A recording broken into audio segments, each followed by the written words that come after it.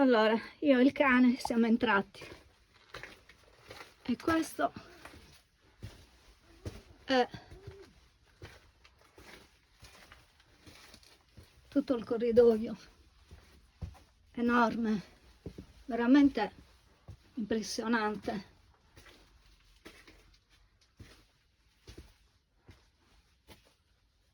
Perfettamente conservata la parte posteriore, chiusa. E qua ve lo faccio vedere, cioè questa tomba è pazzesca. Qua sono crollati i massi, infatti si vedono per terra.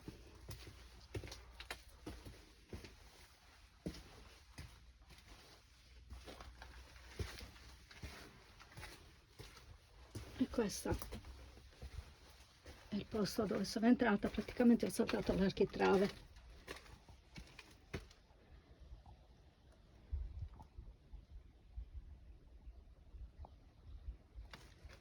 Veramente un altro sguardo all'immensità di questa tomba.